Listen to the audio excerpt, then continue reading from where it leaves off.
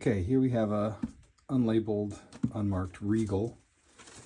I'm fairly confident this is a Regal because I've dealt with a lot of guitars that were Regals and shared many things in common with this guitar. And I've taken apart a lot of these at this point. This one I got from a luthier who was liquidating a bunch of projects that he had started and never finished. And so this one, he already took this bridge off. It's sitting here in the sound hole.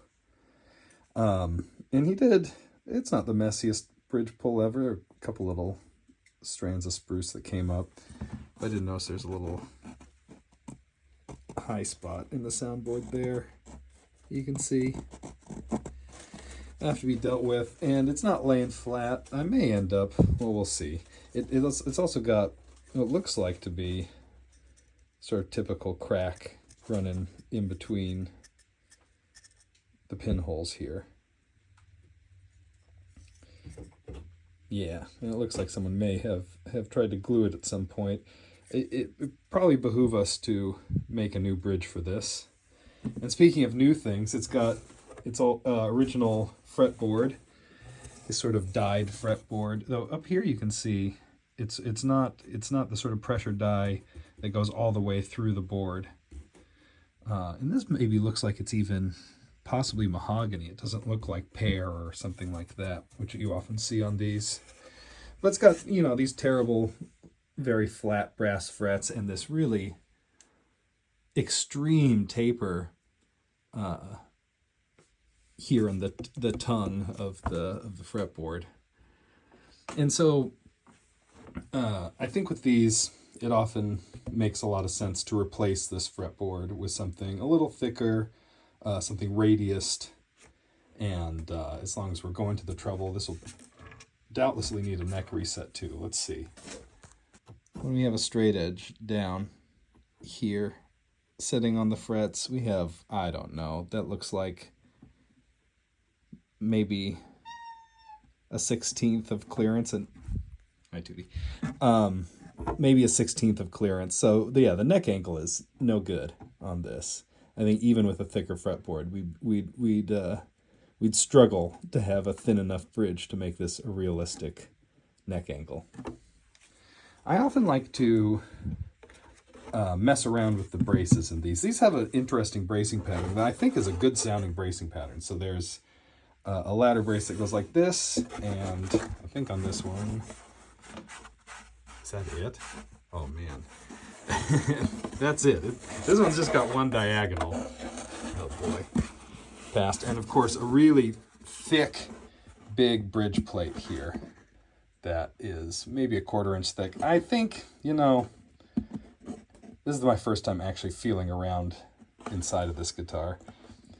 This one, I think, is a good candidate to have its back taken off and have a few braces. I'd leave these braces that are in here intact, of course. I'd probably cut down this bridge plate and add some light bracing here and some light bracing around the sound hole, just to make this a guitar that will hold up to light gauge strings. These are short scale instruments. These are about 24-inch scale instruments, so it has less tension than a standard modern full-size guitar has anyway. So you don't have to go insane. And these tops are thin, but they're not like absurdly thin. So this would probably hold tension okay, braced as it is. But I think it'll be a better performing and probably a more reliable guitar if we were to adjust the existing braces. Some people like to rip out all these old braces and just X-brace these guitars. I'm sort of against that because I like what these original braces sound like on these guitars, especially these interesting diagonal patterns. I think is a nice sounding guitar, though this one, yeah, we'll see. We'll see when we get the back off. But I think the order of operations here, since we're going to be replacing the fretboard, is we'll remove the whole fretboard. That'll give us easy access to the dovetail, and we should be able to pop the neck off quite easily. And then we'll take the back off of this guitar. Now, usually with these birch guitars, of this era, there's some sort of seam separation that's already happened. But on this guitar, I don't really see an easy way in, so it might be present a little bit of a challenge, at least getting this back off started, you know. It has nice finish. This one has sort of a gloss, which a lot of these are sort of matte guitars, so it's always nice to see one that has a little bit of gloss to it. Anyway, we'll do the next step. One other interesting development is I was seeing, I had these fretboards cut right before LMI went out of business, and used to be able to, it was a nice system they had because you could enter any scale length, and they have the robot slot some frets on a fretboard on it for you. So it made these old parlor guitars, which almost always have some weird scale length, made cutting that a lot easier than having to hand measure out every fret position, which is the way I do it now that LMI doesn't exist. But I held up one of the standard ones of these, which are usually come in at, you can see, about 23 and 7/8 or so. I think that's what that ends up being with the decimal. I don't know. If I'm wrong, I'm wrong. But this one's a full. This one's a full 3/8 longer or so. Yeah, because at the 12th fret we're about 12 and 1/8. So when we actually compensate out, it'll be closer to, I think, 24 and would that be 3/8 there. So interesting, a longer scale one of these little Regals. So that means I'm going to have to probably hand cut a fretboard for this thing. All right, so now you can see this is my very well used heat mask. I should probably get another one that's starting to. Anyway. And this is how I do fretboard removals still. Like, there are better ways of doing this. I think if you got one of those heat controllers, hey Tootie, got one of those heat controllers and the blankets, that seems like a cleaner way. But that, once you're into that, it's like, and you get all the blankets that you would need for side bending and stuff, it's like $1,000. And you know what's not $1,000 is a rough trade light bulb, or rough service. Rough trade something else, but this is just like an old style incandescent bulb that gets really hot and is very durable. And you knock it around a bit. Already I can see, I don't know if this is visible, but in real life you can already see like condensation coming off of it, or dust burning. It's getting so hot. And so we're going to put that on the tongue of this fretboard to start, get that detached from the body. Yeah, and it's going to heat up gradually.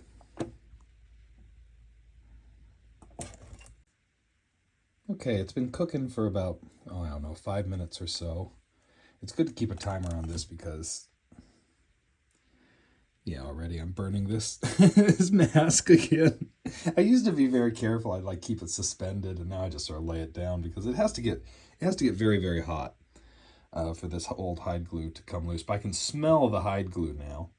The whole room has that aroma of old hide glue and dust cooking right now.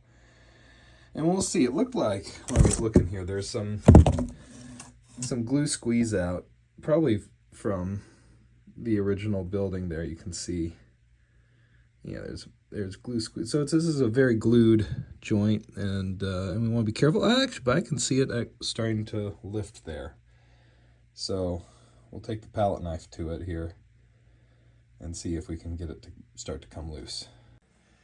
Yeah, I had it on here for a little bit, and I took it up, and it was like steaming. So I think we have a good chance here, getting it started at least. And I just have an old palette knife. Oh yeah, it's already sliding in. This is an old palette knife. It's sort of a wide, made for painting. They make bespoke sort of tools for this job that are they're basically just palette knives. This one has a little bend in the front, so I have to be careful it doesn't dig in, but this is just going right through the glue. Oh, we're gonna get in one shot here. This never happens. Yeah, we're all the way to the dovetail. I can feel it. And we'll see. And we're even getting up, you can see, into the neck portion already. I think this fretboard will probably, I mean, these are famous last words. There'll probably be like a pin in it or something, but I think we have a good chance of this neck going pretty cleanly and quickly. You want to be careful. Once I had this knife slip in this sort of position, because you're pushing with some force, and I went boo right into my hand, and this is not sharp, but it's metal and has, you know, these blunt edges, and I cut myself so awfully. That's always the worst cut, when something that's like blunt that you're forcing with. So it's just a terrible wound. So you want to be really careful if you ever do this sort of thing. And I can feel it starting to stick now, and so we're going to have to heat this section. It's really easy. The knife's super hot now just from being in there. So we did a good job keeping it warm. We'll leave that there just so it doesn't adhere, and it's still stuck a little under the dovetail. You want to be careful you don't scratch the finish while you're doing this. One could mask off, but I think it's just gets in the way. You can see how easily, usually when something's hide glued like this is not a thick area, and so it heats up pretty fast and comes pretty clean usually.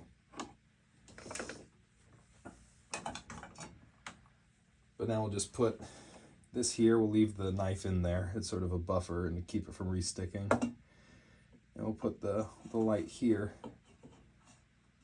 and cook that for another, 4 minutes or so, 5 minutes. All right, this section's been heating up for a little bit. Almost don't want to touch it because you could easily, it's hot. You could easily burn yourself on those frets.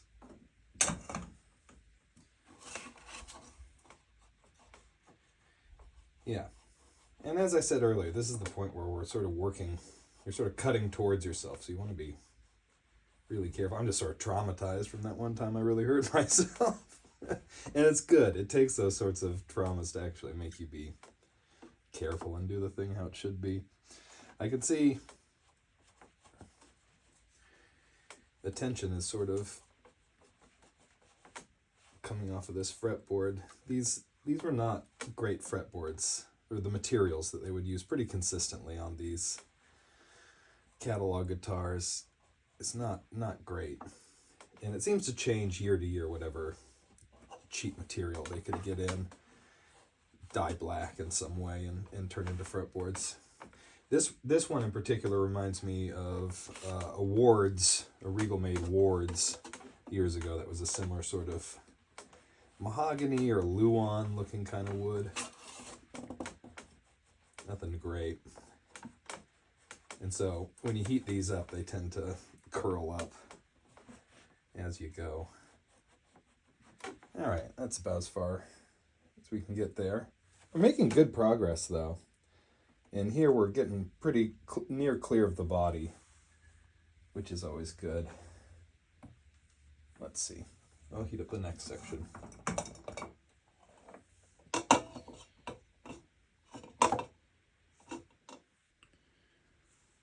All right, let's see if we can pull a couple more inches of this.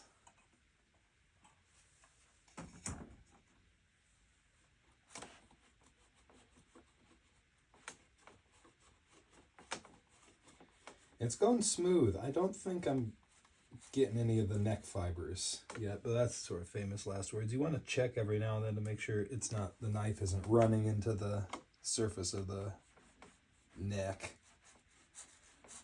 But we'll be flattening this neck and probably putting a carbon rod in there. That's been my practice over the last few of these I've been doing. I really like what it does.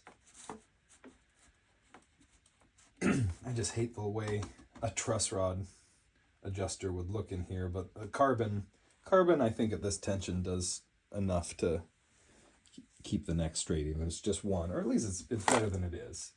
He's certainly leaving these poplar, or what is this? Yeah, probably poplar or birch necks. Leaving those unsupported, it can't take string tension over time. They all bow. Okay.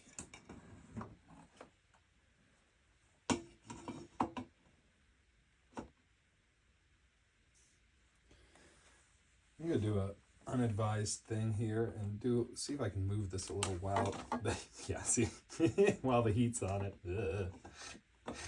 Why would I do this? I just feel like I could scoot this along maybe. Yeah, it's going good. I'll just scoot this on down the road.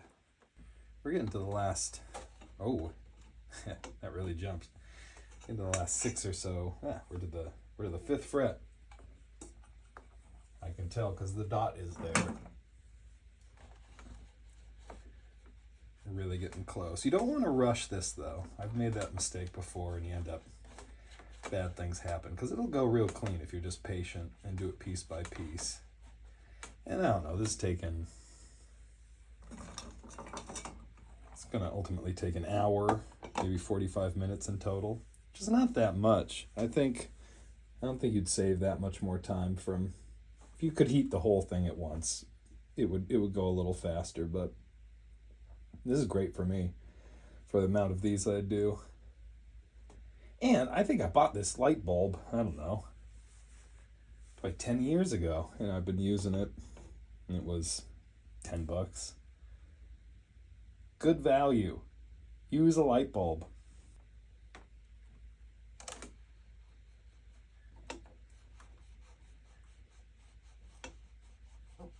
We're getting close now. When it goes, it should just all pop at once. And I bet you this wood nut will pop at the same time.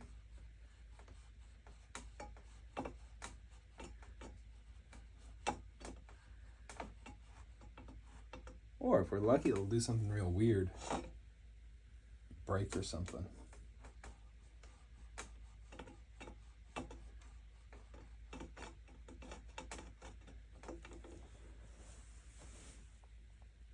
Yeah, we can see we're heating that last fret now. So, and there's a chance that the glue, because it's under tension with the knife in there, that the glue could just pop all at once and the whole thing could come tumbling down. That'll be exciting if it does that. All right, I have a feeling it might let go. Now. Oop.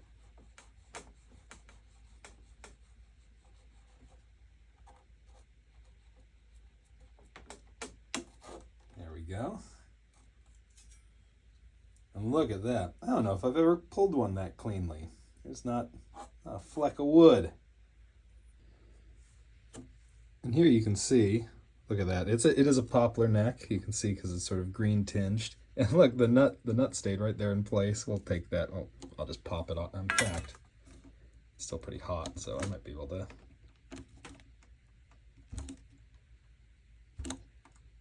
Yeah, we'll get it later. But you can see, look at how cleanly that neck pulled.